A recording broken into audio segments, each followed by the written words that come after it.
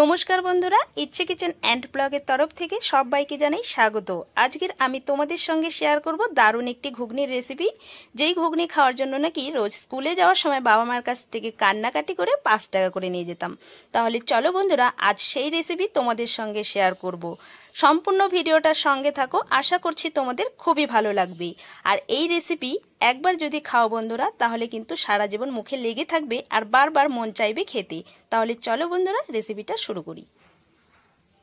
মটরগুলোকে সারা রাত ভিজিয়ে রেখেছিলাম, তারপর খুব ভালো করে ধুয়ে নিয়েছি। আর দেখো বন্ধুরা, সারা রাত ভেজানোর পরে কিন্তু মটরগুলো ফুলে ডবল হয়ে গেছে। মটরগুলো ভালো করে সেদ্ধ করার জন্য এবার একটা প্রেসার কুকারের মধ্যে নিয়ে নিচ্ছি।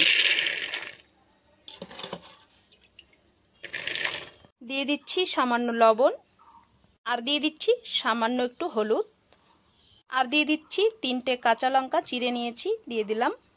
আর দিয়ে দিচ্ছি 3 কাপের মতো জল। এবার ঢাকনাটা লাগিয়ে 3টা সিটি দিয়ে দেব। এবার গরম কড়াইয়ে ঘুগনির জন্য একটা মশলা রেডি করে নিতে হবে। তার জন্য আমি কড়াইয়ে দিয়ে দিলাম সবার প্রথমে 4টে শুকনো লঙ্কা। 30 সেকেন্ডের মতো শুকনো লঙ্কাটাকে প্রথমে একটু ভেজে নিতে হবে। 30 সেকেন্ড ভেজে নেওয়ার পর শুকনো লঙ্কাটাকে এবার দিয়ে দিচ্ছি 1 চামচের মতো ধনে, 1 চামচ জিরে। এবার খুব ভালো করে ভেজে নিতে হবে।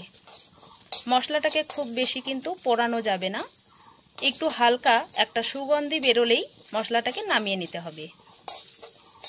মশলাটা আমার ভাজা হয়ে গেছে। এবার আমি মশলাটাকে নামিয়ে ঠান্ডা করে নিয়ে তারপরে মিক্সি মেশিনে গুঁড়ো করে নেব।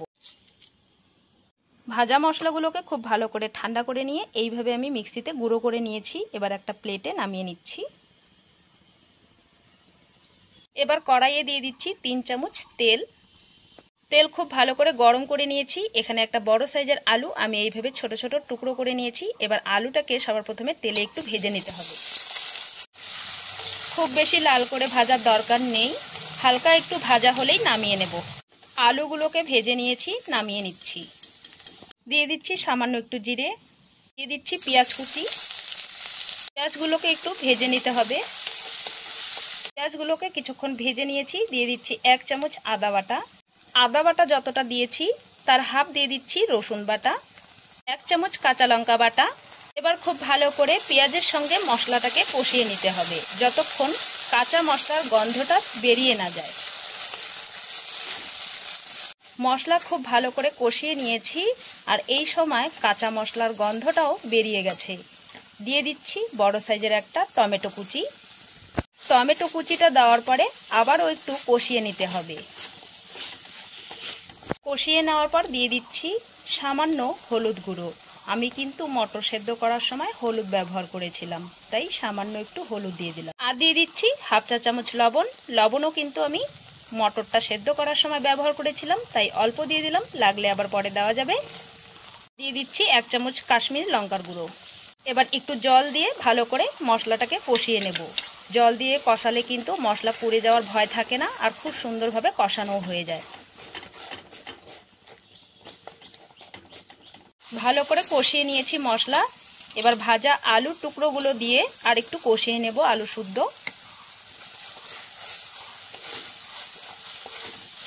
এবার প্রেসার কুকারের ঢাকনাটা খুলে মটরগুলো তোমাদের দেখিয়ে দিচ্ছি আমি কিভাবে সেদ্ধ করে নিয়েছি। মটরগুলোকে আমি কিভাবে সেদ্ধ করে নিয়েছি তোমাদের দেখিয়ে দিচ্ছি। এই দেখো বন্ধুরা, মটরগুলোকে ঠিক এইভাবেই সেদ্ধ করে নিতে হবে। আলুর সঙ্গে মশলা খুব ভালো করে কষিয়ে নিয়েছি। এবার সেদ্ধ করে রাখা মটর আর জলটা শুদ্ধই আমি দিয়ে দিচ্ছি। এবার খুব ভালো করে মিশিয়ে নিতে হবে। আর দিয়ে দিচ্ছি ভেজে রাখা মশলাটা যে গুঁড়ো করে নিয়েছিলাম, সেই মশলা দিয়ে দিচ্ছি। 2 চামচ দিয়ে দেব। আর দিয়ে দিচ্ছি গরম মশলার গুঁড়ো।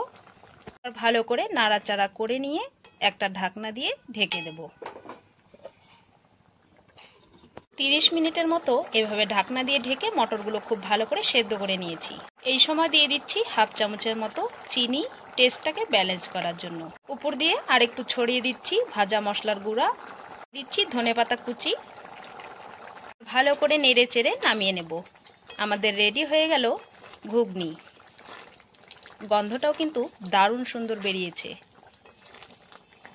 এবার একটা প্লেটে ঘুগনি পরিবেশন করে নেব। এবার উপর দিয়ে দিচ্ছি পেঁয়াজ কুচি,